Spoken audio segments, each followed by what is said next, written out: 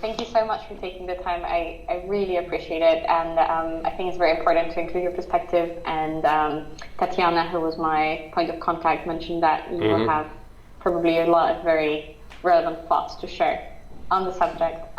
So to explain, like I'm a reporter on the House and Home section, and my focus is Belgrade waterfront, but obviously it's really difficult to write about Belgrade waterfront without the whole political situation in Serbia and the Brexit perspective of it.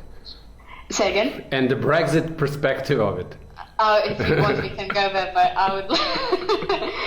we might never finish the chat then. I have to tell you, it's fascinating to watch.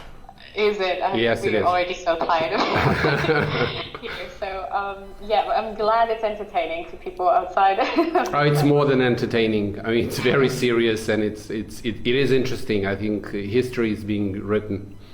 That is true. That is true. I'm very sad, actually, because I'm a pro-Remainer. No, I understand. I'm the opposite, so. Are you? Yes.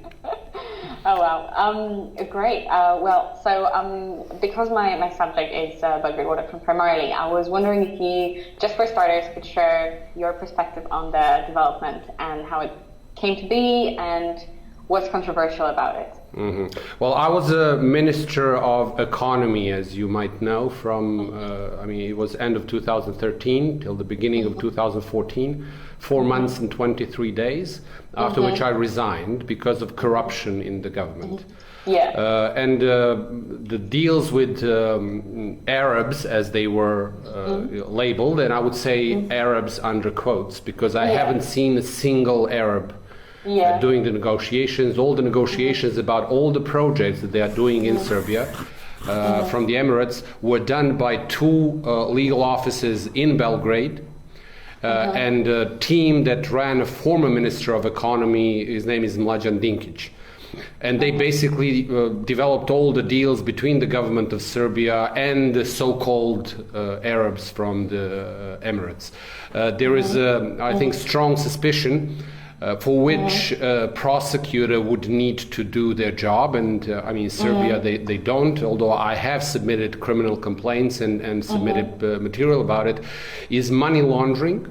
And it's the money that's been taken out of Serbia through various means of embezzling public funds, and then they are being washed and returned back to Serbia through funds in investment funds in United Arab Emirates, where those funds basically just take their cut of the overall deal, and then that money comes back to Serbia, and with that money, people that are taking the money out of the country, and that is the government and people in power, are then buying assets in Serbia.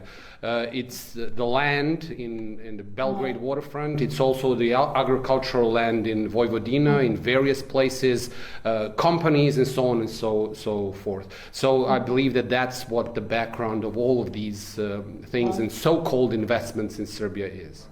And has there been any tangible proof so far that of any wrongdoing? Well, I have submitted all that I have to the prosecutor's office, and as you may understand and appreciate, it's not something that any citizen, even including the opposition politician, can do. That's the job of the prosecutor's office. But I believe we gave them enough pointers on things that they need to check for them to do their job. Just the simple fact that it's people that are connected to the Serbian government, to Mr. Vučić, his brother, the whole family, including some of his key people, like the Minister of Finance, Siniša Mali, his brother, then the Minister of Police, the father of the Minister of Police, connected to the arms trade deals that we've seen recently. All of that would point to basically the system that the people in power developed to rob the taxpayers. As far as the Belgrade waterfront is concerned, the land itself, it's about 100 hectares, that's 10,000 square meters. Its value in Belgrade is about €1 billion.